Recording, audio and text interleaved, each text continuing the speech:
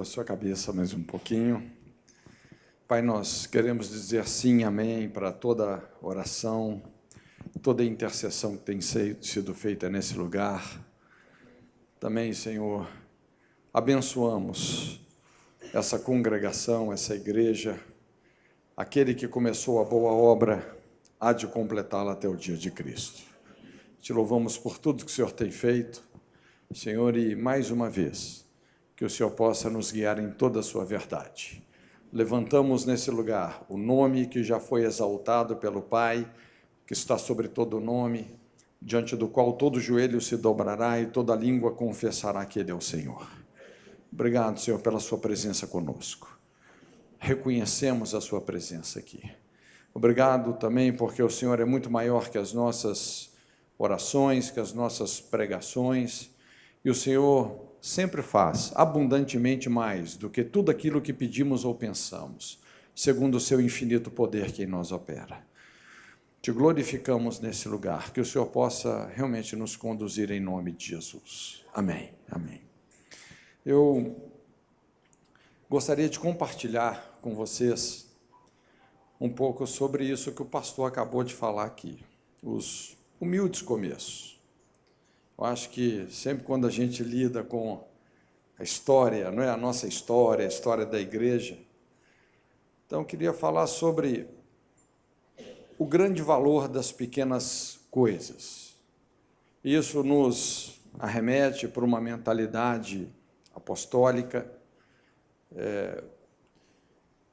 Ministério apostólico tem muito a ver com pioneirismo, com você romper fronteiras, limites, chegar em lugares que ninguém nunca chegou e começar as coisas realmente do zero, não é? O Ministério apostólico lida muito com fundamentos, com alicerces, com novas iniciativas, tem muito a ver com essa unção de criatividade.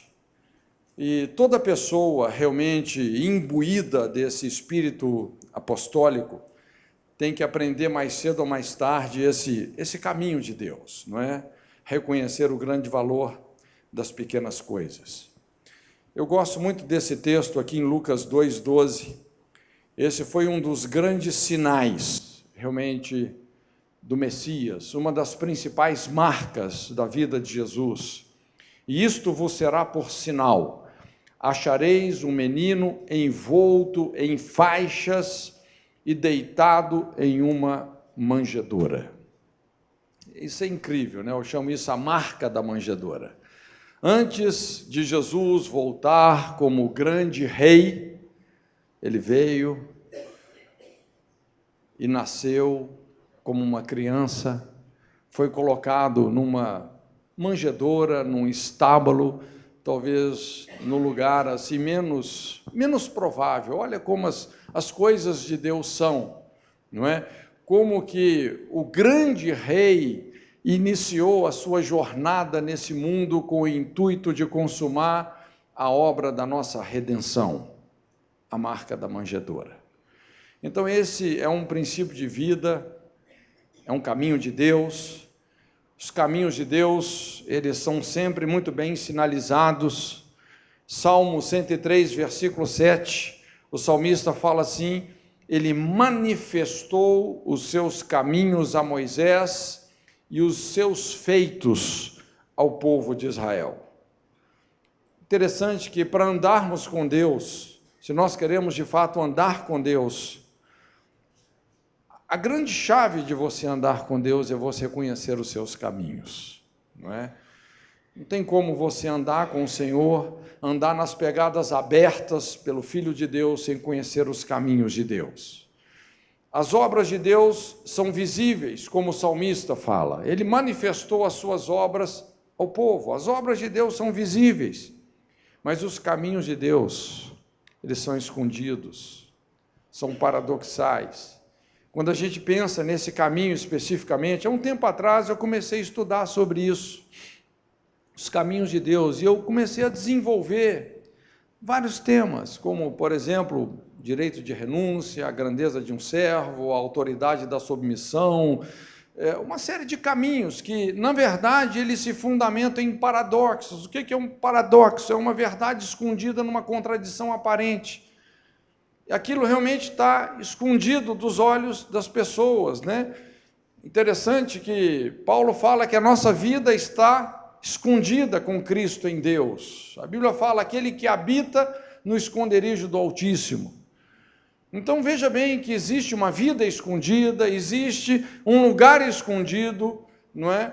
E nós estamos para encontrar realmente esses esconderijos de Deus, nós precisamos de discernir os seus caminhos.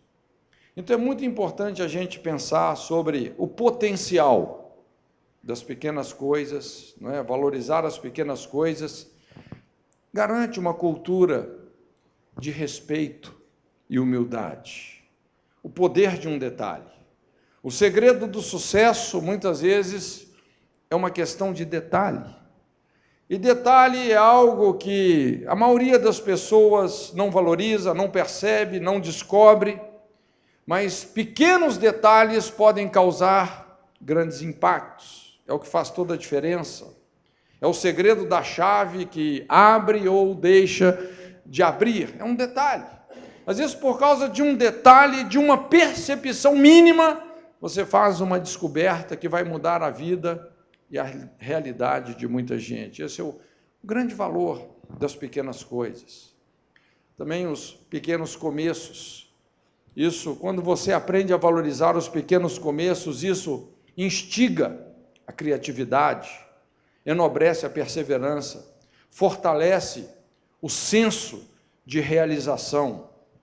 E nos pequenos começos, é lógico, você tem uma inércia maior, não é? A inércia sempre é maior, parece que tudo é um pouco mais difícil, o caminho parece mais longo, os resultados, às vezes, desanimadores. Mas quanto menor o começo, nós vamos ver maior é o potencial de crescimento. Pequenos começos sempre geram grandes empreendimentos. Eu estava, alguns meses atrás, ministrando numa igreja em Washington, e estava conversando lá com uma irmã muito preciosa, e eu achei assim, incrível o testemunho dela. É uma pessoa que tem curso superior, mas ela entendeu que ela queria fazer carreira numa grande companhia aérea nos Estados Unidos. E ela então conseguiu um emprego nessa companhia, ela me contando isso. E quando ela chegou lá no primeiro dia de serviço, ela já chegou mais cedo, era um cargo até assim razoável que ela iria ocupar, mas ela procurou saber então quem era o chefe e ela falou assim: olha, eu não quero começar nesse cargo, eu quero começar como faxineira aqui nesse departamento. E a pessoa falou assim: mas como? Não é? O seu cargo é bem melhor do que esse. Não, eu quero... Depois ela me falando que ela, estudando sobre essa companhia, ela percebeu que qualquer pessoa tinha uma grande chance de chegar na diretoria da companhia. Qualquer pessoa. Mas uma coisa importante era passar por todos os cargos. Então ela planejou isso. E ela conseguiu o emprego, começou como faxineira. De faxineira foi um outro emprego assim que era também muito pesado, porque ela ajudava naquela parte externa do pátio, não é? Fazendo a logística de uma série de coisas. E ela foi me contando que ela foi passando por todas as fases. Ela já estava lá na 5ª, 6ª ou 7ª promoção dela e já estava quase chegando onde ela queria chegar. E ela me contando isso, eu falei: olha, essa é uma pessoa que entendeu como o reino de Deus funciona. A admoestação de Zacarias em relação à reconstrução do templo. Zacarias 4:10, a Bíblia fala assim: porque quem despreza o dia das coisas pequenas. O templo estava em ruínas, já haviam passado 70 anos de cativeiro, não havia recursos, não havia perspectiva nenhuma, e muitas pessoas desprezando aqueles esforços iniciais, mas de repente vem uma admoestação profética, porque Deus tem um caminho nas pequenas coisas. Essa é a marca da manjedoura, ele sempre começa dessa forma. Então Deus nunca começa do pronto, ele trabalha em nós, desde o nosso nascimento até a nossa fase adulta, ele está sempre nos ensinando a paciência, a esperar, ir devagar. Deus jamais age precipitadamente. A Bíblia fala: aquele que crê, não se apresse. Os valores de Deus em muitas coisas são muito diferentes dos nossos, como eu disse, são paradoxais. Deus não se impressiona com a quantidade dos nossos recursos, riquezas, dotes culturais, inteligência, o nosso potencial de trabalho. Veja bem, tudo isso é importante, mas Deus não se impressiona com essas coisas. Deus está interessado, na verdade, em gerar em nós essa qualidade moral, caráter, trabalhar realmente nas nossas motivações, os pequenos começos. Também as pequenas responsabilidades, garante o aprimoramento do nosso caráter, aprender a ser fiel no alheio, aprender a servir sem interesse próprio, esse senso de dever e temor, fazer sempre o melhor, mesmo que aquelas responsabilidades sejam mínimas, sejam imperceptíveis por muitos, não é? Estava comentando com o pastor, algo que me chamou muita atenção nesse momento que nós passamos ali, não é? Em Genebra, tendo uma aula sobre a reforma de Calvino, não é? A consciência que eles tinham, assim, da presença de Deus. Calvino trazia isso. Ele dizia assim: olha, faça as coisas que você está fazendo como se os céus estivessem te assistindo. Não é? Ele não tinha essa diferença que nós temos entre sagrado e secular. Na verdade, toda profissão, quando exercida para a glória de Deus, ela é sagrada. Não é? Se você é um engenheiro, um médico, um administrador, um lixeiro, um professor, se você faz o que você faz para a glória de Deus, isso é sagrado. Então você tem que fazer realmente como se os céus estivessem existindo. E esse mestre lá que estava nos ensinando essas coisas sobre a reforma, falando que Calvino foi esse cara que ele inventou, vamos dizer assim, o conceito do segundo. Ele valorizava cada segundo da sua vida é importante. Então, o que você está fazendo, faça com total responsabilidade. Isso fez com que muitos países como Suíça e Alemanha se tornassem referência em termos de excelência, de qualidade, porque as pessoas faziam com a motivação de agradar a Deus. As pequenas responsabilidades, também as pequenas gentilezas. Uma pequena gentileza gera uma grande consideração. Nós sabemos que a essência da vida são os relacionamentos. A principal chave para o relacionamento é respeito. Essa é a chave para um relacionamento fluir, é o respeito. Isso pode revolucionar a nossa capacidade de relacionar em qualquer cultura. Quando a gente pensa nas pequenas gentilezas, é impressionante o impacto que isso causa em termos de semear respeito e bons relacionamentos. Também as pequenas oportunidades, como elas geram grandes impactos. Uma coisa importante na vida é discernir as pequenas oportunidades. Às vezes as pessoas assim estão muito interessadas nas grandes oportunidades, mas são as pequenas oportunidades que de repente vão abrir o caminho para nós. É interessante aquela oportunidade que Davi teve de lutar com Golias. Era só uma luta. E de repente ele chegou num momento que eu acho que era o momento certo, era o momento de Deus, não é? Quando ele ouviu Golias, já no 40º dia, fixando a afronta contra o exército de Israel, e Davi ouviu quando ele fixou aquela afronta. Ele falou, eu tenho que enfrentar esse cara, quem que é esse incircunciso filisteu para afrontar as fileiras do Deus vivo? E ele se apresentou diante do rei, rei, olha o que aquele cara está dizendo, vocês não estão ouvindo, eu vou lá, vou enfrentá-lo. A princípio era uma oportunidade, uma luta, uma batalha. Mas essa batalha do Vale do Carvalho, essa vitória que ele teve ali, o impulsionou para a liderança da nação. Tem algumas vitórias que você tem, que vão abrir caminho para você chegar na plenitude do propósito de Deus para a sua vida. Uma pequena oportunidade, mas que vai te levar para a plenitude daquilo que Deus estabeleceu como propósito para a sua existência. Então, veja bem, como o reino de Deus funciona. Nós sabemos que o reino de Deus, ele não vem com aparência exterior. A agenda do reino de Deus está ligada à nossa vida interior. É esse conflito entre aparência e consistência. Deus não se deixa impressionar pela nossa aparência, Ele enxerga a nossa consistência. Geralmente as pessoas têm uma tendência para a megalomania. Megalomania é isso, mania de grandeza. Nós gostamos de coisas grandes, sofisticadas, que possam chamar a atenção de muita gente, nos impressionamos com números, tamanhos, volume, repercussão das coisas.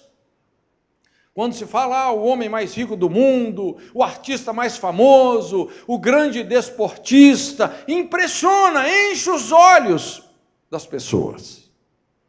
Mas Deus não se impressiona com isso. Nós queremos, muitas vezes, nos projetar através de grandes empreendimentos, gostamos de começar do topo, onde tudo já está pronto para que sejamos um sucesso. Normalmente nos sentimos desmotivados, com uma responsabilidade pequena, achamos que nós não estamos sendo notados. Isso é uma maneira comum, através da qual nós frustramos muitos planos de Deus para as nossas vidas. Porque Deus nunca começa nada, nem do muito, nem do pronto. Aliás, existe uma séria advertência sobre isso. A Bíblia fala, aquele que antecipadamente toma posse da sua herança, o seu fim não será bendito. Normalmente, quando a pessoa começa do muito, do tudo, às vezes acaba terminando mal. A gente tem história, inclusive, de muitos grandes homens que falharam nesse sentido em deixar um legado para os filhos, porque os filhos já cresceram assim, tendo tudo, não é? Começaram do muito, e isso, por incrível que pareça, os despreparou para a vida. Honestamente, eu teria condição, vamos dizer assim, de dar um padrão de vida muito melhor para os meus filhos, mas eu não dou.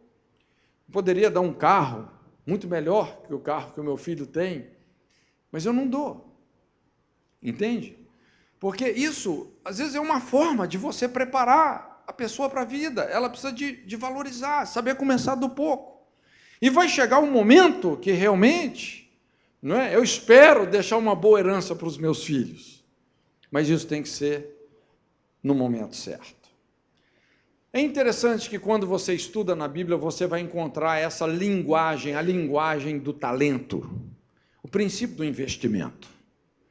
Deus, se tem alguém que tem uma mente investidora, é Deus.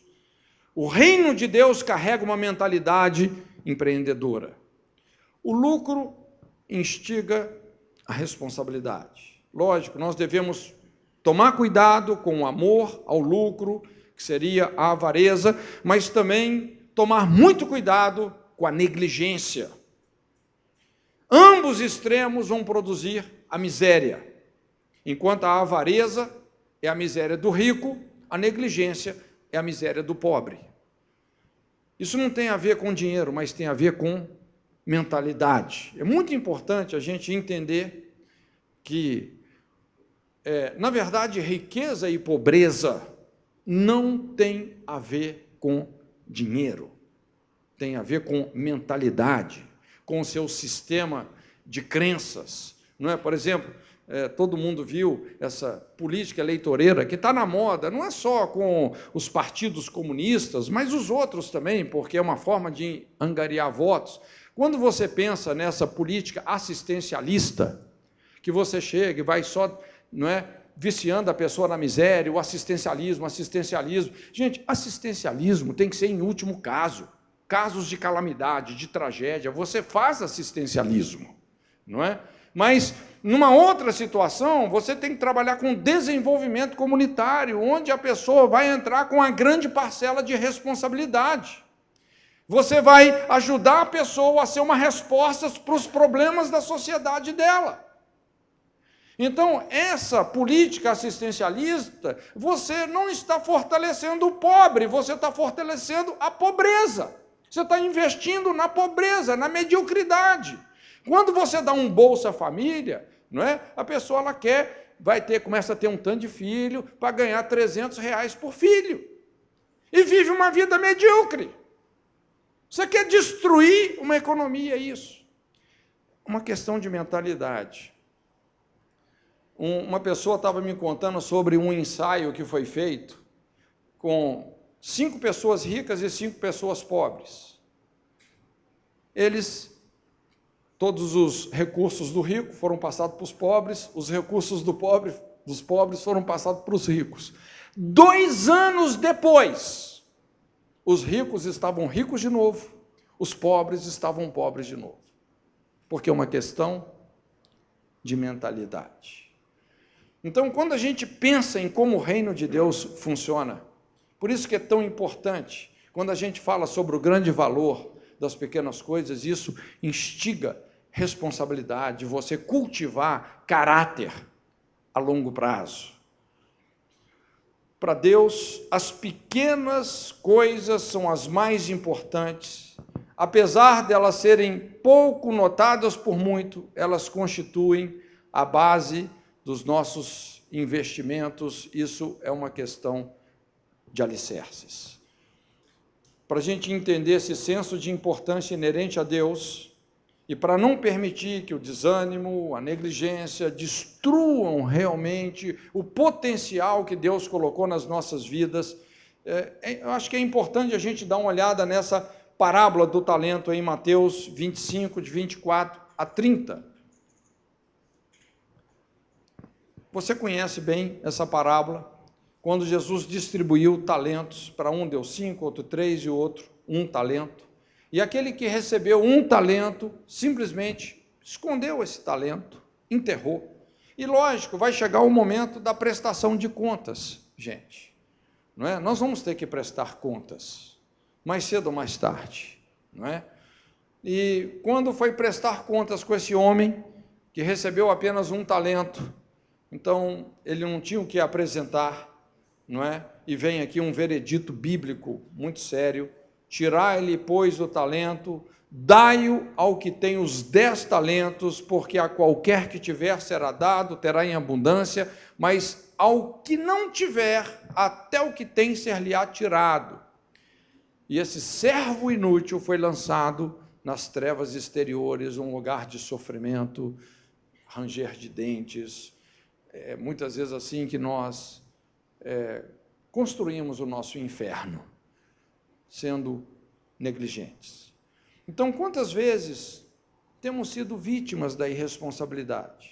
Isso porque nós não queremos começar do pouco. E Deus sempre começa do pouco, do mínimo. É interessante, eu costumo dizer que quanto menos Deus nos dá para começar um empreendimento, mais Ele está investindo em nós. Por incrível que pareça, mais Ele está acreditando no seu potencial. Quanto menos Ele te dá, né? E de repente tudo que Ele nos dá é uma palavra, não é? Tudo que Ele nos dá é uma palavra. Mas quando você decide obedecer a Deus, concordar com a palavra que Deus te deu, é impressionante como as coisas começam a caminhar, não é?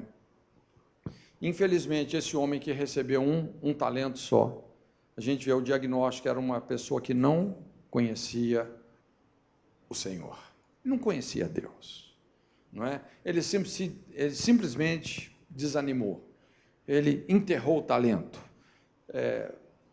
teve uma atitude indo para a inferioridade. Então a gente vê que esse é um ponto de muito conflito, de muita batalha espiritual, e é uma das áreas onde o tentador muitas vezes tenta nos tirar realmente daquele propósito que Deus estabeleceu. Quando o inimigo não nos leva a abandonar as pequenas responsabilidades, ele tenta fomentar em nós uma ambição desenfreada, ou seja, atropelar o processo que Deus tem para que a gente chegue onde a gente tem que, de fato, chegar.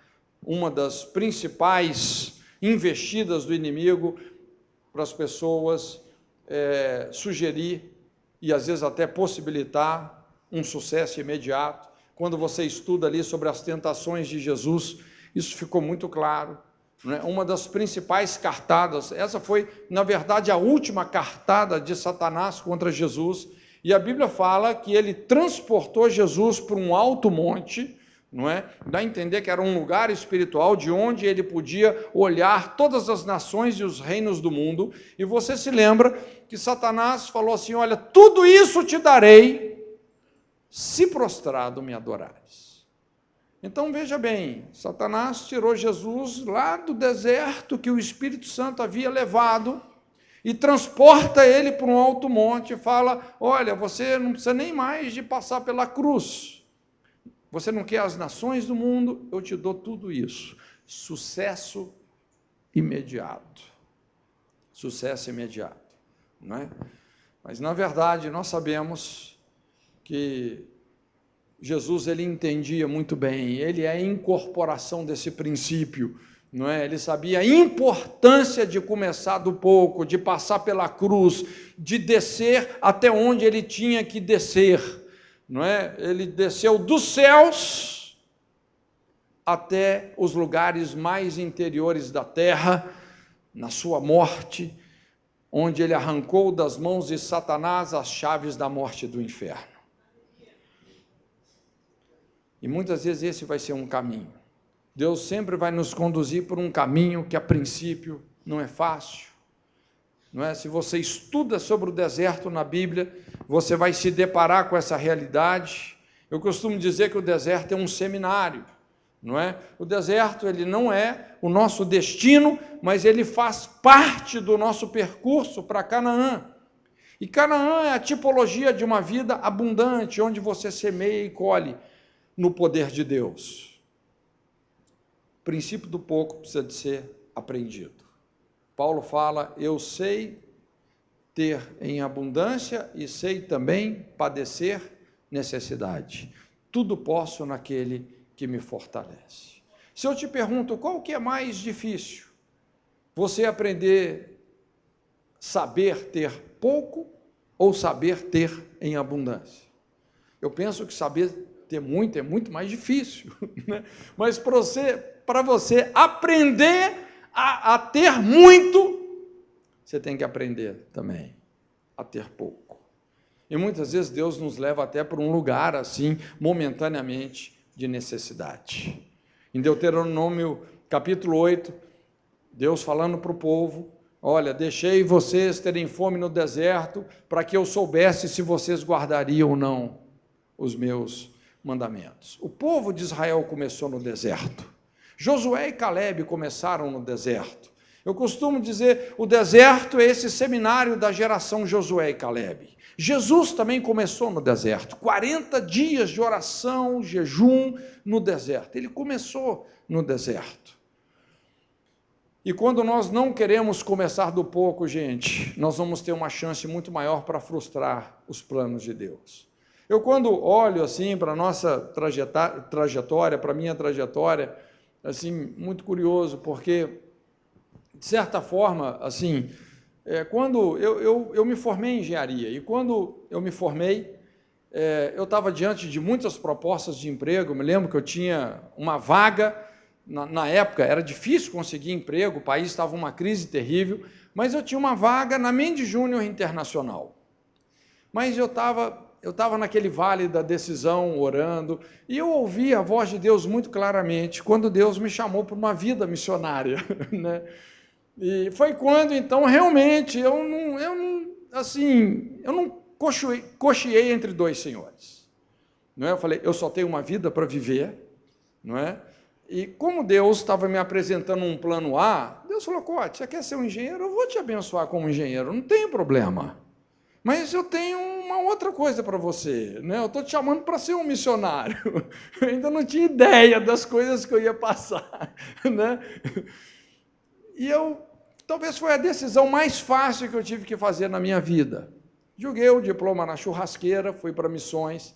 Eu lembro que nós fomos com uma equipe de jovens, eu tinha 23 anos, não é? Recém-casado. Casei e fomos abrir uma base missionária em Curitiba com mais alguns jovens. Assim, pensa numa situação caótica, né, humanamente falando. É aquelas coisas que, assim, não tem muita explicação humana. Se você fosse pensar humanamente, ninguém faria uma doideira daquela, não é? Mas era interessante porque, ao mesmo tempo que a gente não tinha nada, a gente tinha tudo. A gente tinha tudo. Não é? Impressionante, assim, a graça, o favor. E passamos por situações difíceis. Eu lembro que chegou um momento, Deus foi tratando muito profundamente com a gente, Deus falou assim, olha, eu vou mexer no estômago de vocês, então se prepara, não é? Olha, teve uma época, gente, olha, eu perdi a conta dos dias, que a gente acordava de manhã, a gente não tinha o que comer. Não é? Eu lembro, as meninas lá na missão não tinha nem desodorante, o desodorante era um limão partido no meio. Eu lembro até essa irmãzinha Ivana, então, ela deixava o desodorante na geladeira, né? Não... E alguém viu o limão ali dando sopa, né? Já fez uma limonada. Ela chegou, quem pegou meu desodorante? Aí veio o irmão, eu não sabia. Fez uma limonada com o negócio. Então, era assim uma loucura. A gente tinha uma doação de soja que já estava um ano vencida, era tudo que a gente tinha. E a gente ficava doido para aquele negócio acabar. Né? Tomara que essa soja acabe, porque a hora que acabasse, Deus ia ter que fazer alguma coisa. Não é? Eu lembro que uma vez um pastor chegou, ele tinha um daqueles carros bem grandes, uma caravan, e ele chegou com um carro assim, lotado de compra. Não é? E ele chegou lá e falou, olha, vocês não ficam bravos não, mas eu trouxe aqui uma compra para vocês, não é? Eles achou que a gente, sei lá, fosse se sentir assim ofendido com aquilo, né? Falou, tem 3 dias que o Espírito Santo está falando comigo, vai lá, faz uma compra e leva lá para eles, não é? Quando a gente viu aquele carro cheio de compra, rapaz, nós demos muito glória a Deus. Até carne tinha. De uns 3 meses que a gente não sabia o que era comer um bife. Né? Então, foi uma fase assim, muito difícil. Deserto. Mas é impressionante. Chegou num momento que Deus falou, olha, a partir de agora, essa fase acabou. E é impressionante como as coisas começaram a fluir. Começou assim, ministério pequeno, pouca gente, não é? Ali, um relacionamento totalmente anônimo com Deus, a gente investia muito nisso. Nosso tempo de meditação era de 5 da manhã até meio-dia. Depois, quando tinha almoço, almoçava, né? Aí saía para o evangelismo. À noite a gente fazia um culto, implantando igreja. E essa era a nossa rotina. Poucas pessoas. Pela misericórdia de Deus, pouco tempo atrás, um líder da Jocum falou, olha, o pessoal lá de Kona, da Jocum de Kona, falou que a base de vocês está entre as 5 que mais treinam pessoas de todas as bases da Jocum no mundo. Das 1000 bases ao redor do mundo, estava entre as 5 que mais treinam pessoas. Mas você começa do pouco. O grande valor das pequenas coisas. Sobre o pouco, foste fiel, sobre o muito, te colocarei. Foi o que Jesus disse. A fidelidade nas pequenas responsabilidades é como um alicerce enterrado. Eu não sei se você entende esse conceito de crescer para baixo, de cavar alicerces. É isso que vai sustentar as grandes realizações futuras. E quando você faz um alicerce, quando você aprende a crescer para baixo, você pode ter certeza que Deus, Ele mesmo, vai edificar sobre esses alicerces. E você vai experimentar realmente a alegria do Senhor, a satisfação dEle. Não é? Como Jesus disse, sobre o pouco foste fiel, sobre o muito te colocarei, entra no gozo, na alegria do teu Senhor.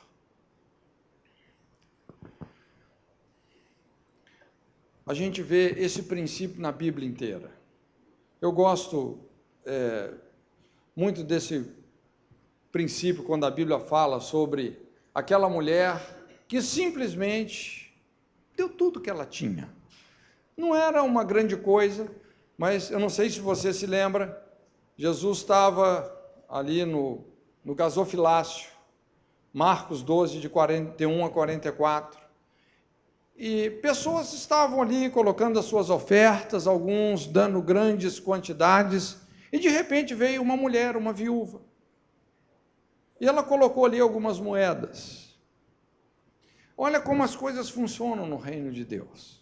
E de repente Jesus fala assim, olha, essa viúva deu mais do que todos. Olha como funciona a matemática de Deus. E Jesus explicou que ela havia dado todo o seu sustento. Todo o seu sustento. Irmãos, eu acredito que todos nós passamos por situações que nós vamos ter que experimentar isso com Deus. Eu não estou falando de dinheiro. Eu estou falando da nossa vida em todos os aspectos. Porque isso é o espírito da aliança, é entrega, é você levantar altares onde nós somos o sacrifício. Então, quando a gente olha para a oferta dessa mulher, a gente vê alguns detalhes importantes que falaram alto e falam alto.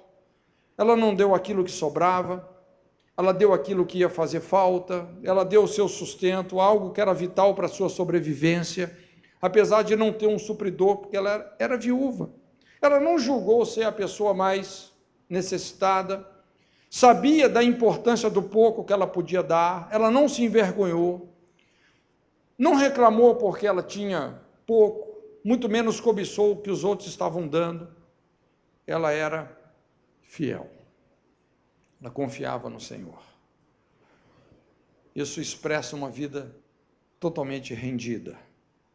E o impacto realmente disso. Se tem uma pessoa que eu gostaria de conversar no céu, é essa viúva, para mim saber o que aconteceu depois dessa oferta. Não é? Porque ninguém consegue dar mais do que Deus. Quanto mais você dá, mais Deus te dá para você dar, não é verdade? E é assim que o reino de Deus funciona. Então, para terminar, eu só quero compartilhar aqui 2 pontos. As consequências de andarmos nesse caminho com Deus, valorizando as pequenas coisas, as pequenas responsabilidades,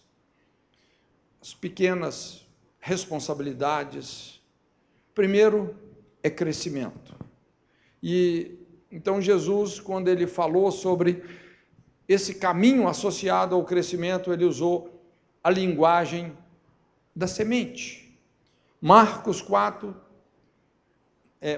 capítulo 4, versículos 30 e versículo 33, quando Jesus fala sobre aquela parábola da semente de mostarda. Eu não sei se você já viu uma semente de mostarda, mas literalmente, quase que uma poeira. É quase uma poeira. Mas se transforma na maior de todas as árvores. Então, isso mostra realmente o potencial do crescimento das pequenas coisas. O nosso crescimento espiritual e ministerial está diretamente relacionado com a nossa obediência e perseverança, de começar do pouco.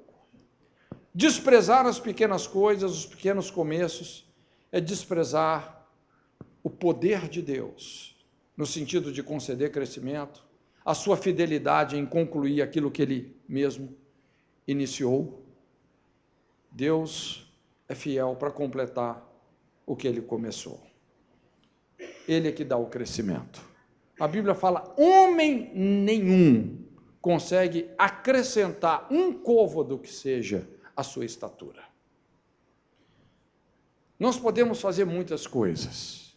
Podemos, quando a gente pensa em crescimento, hoje existem muitas receitas, muitas estratégias de crescimento, tudo isso é muito bom. Mas a verdade é que quem dá o crescimento é Deus. Lógico, nós podemos investir na saúde, porque a saúde está muito ligada com o crescimento, não é? Mas quem dá o crescimento é Deus. É interessante a oração sacerdotal que Jesus fez. Ele fala assim: não rogo pelo mundo, mas por aqueles que o Senhor me deu. Eu acho muito interessante essa oração de Jesus. Ela destoa muitas vezes da nossa forma de orar, porque a gente tem essa tendência de fazer orações assim, megalomaníacas. Senhor, abençoa o mundo inteiro, abençoa todas as nações. Mas Jesus fala: não rogo pelo mundo, mas eu oro por aqueles que o Senhor me deu. Você saber identificar as responsabilidades que Deus te confiou. Você investir nisso, ser fiel com isso. E esses a quem Deus confiou a Jesus, e Jesus deu a vida por eles, rogou por eles, os protegeu até o fim, esses revolucionaram o mundo. É muito importante a gente aprender a ter objetividade. Se multiplicaram tremendamente. E também, esse princípio das pequenas coisas, esse é um dos maiores segredos da manifestação de Deus.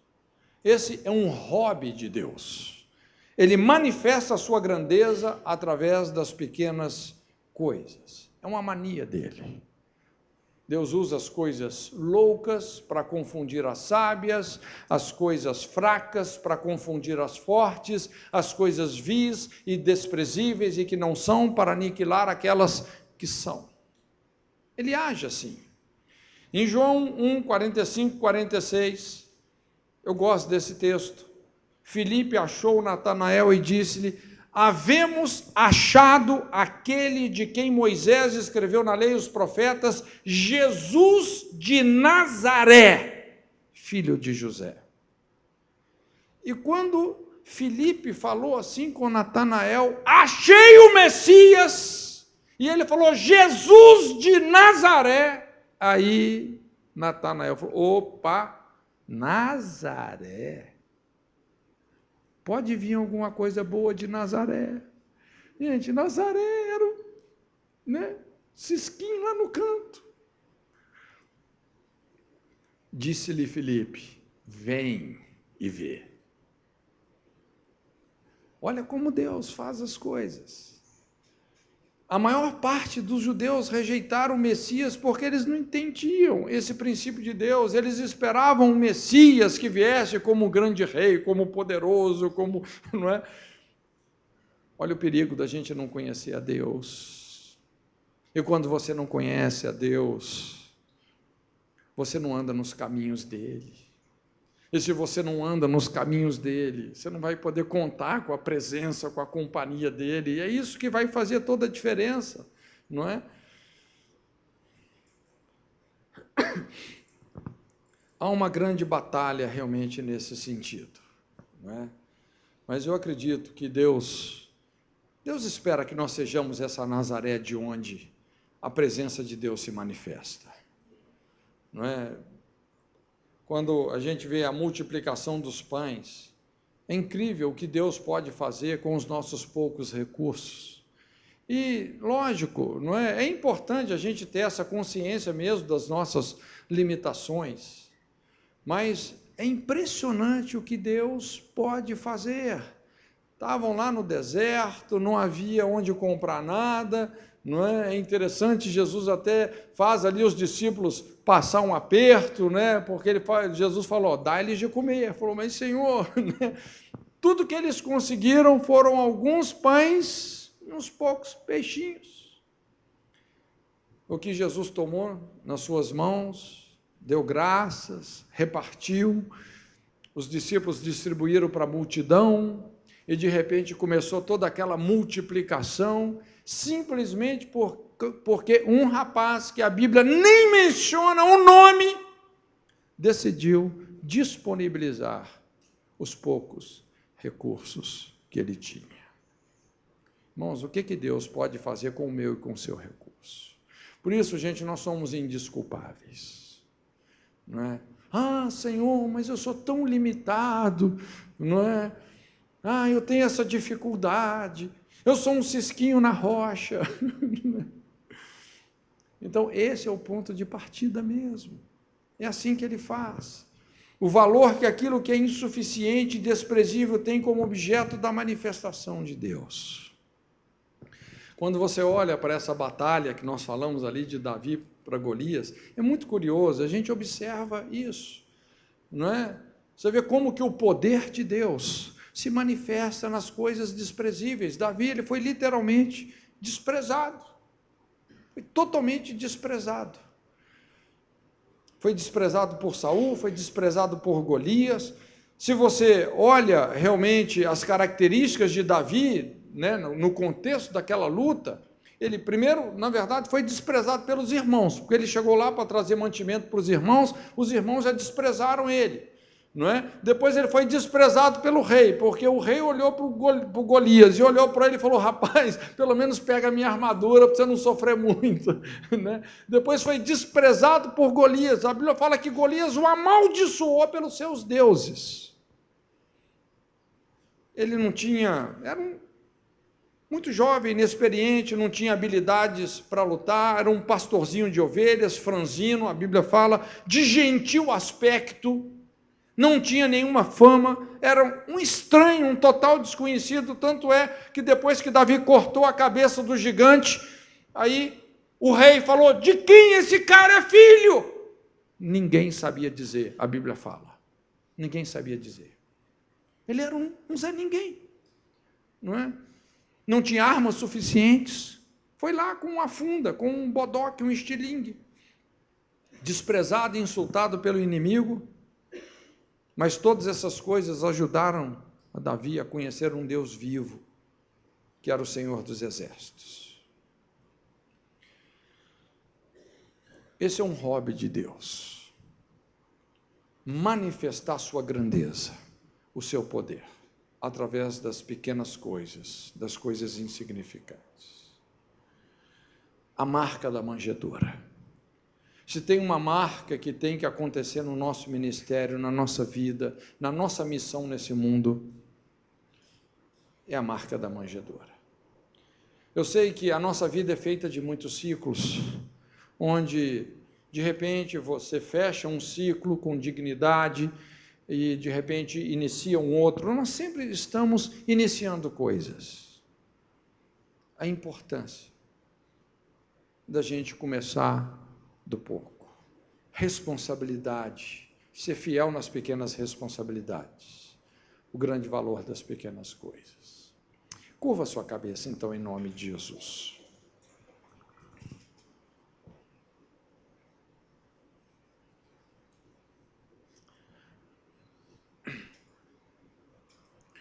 Eu não sei o que Deus tem confiado a você.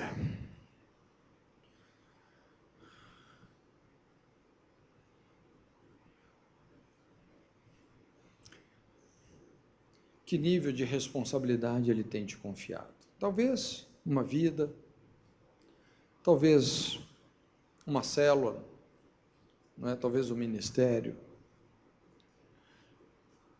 uma vocação. Eu não sei o que Deus tem confiado a você.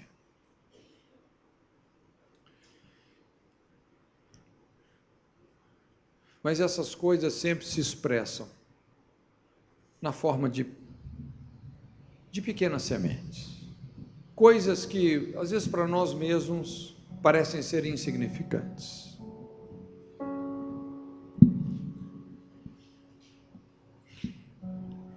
Mas essa é uma linguagem do reino de Deus, onde Ele quer investir nas nossas vidas. Todos nós sem exceção, temos recebido talentos. Talvez uns mais, outros menos, mas todos nós. A partir do momento que recebemos Jesus, já temos tudo. A partir do momento que recebemos o Espírito Santo, os dons já estão em nós, principalmente os dons, aqueles dons que se manifestam para aquilo que é útil, já estão em nós. Eles só estão esperando realmente a nossa ação para que eles se manifestem e realmente revolucionem a vida de muitos através da nossa vida.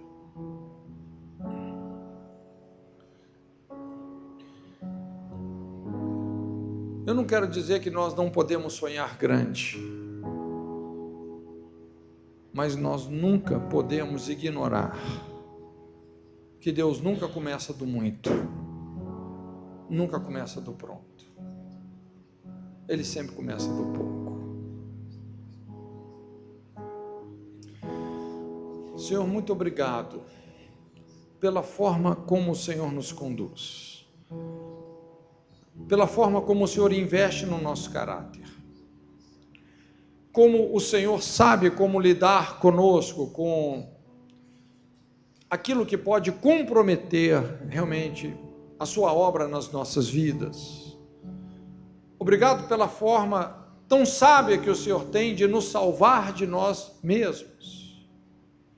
E o Senhor não permite esse sucesso imediato, porque muitas vezes é dessa forma que muitos de nós compramos a nossa entrada no inferno.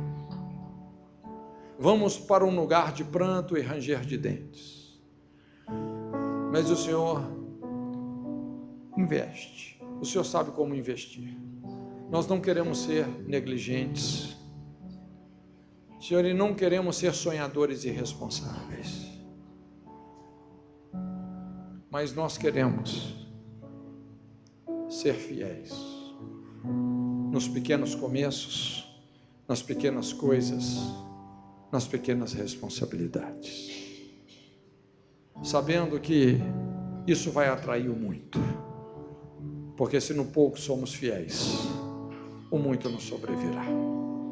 Nós te louvamos por essa inteligência do seu reino, Senhor, e recebemos, oramos que o Senhor possa nos transformar pela renovação da nossa mente com essa verdade, em nome de Jesus, amém, amém. Deus te abençoe.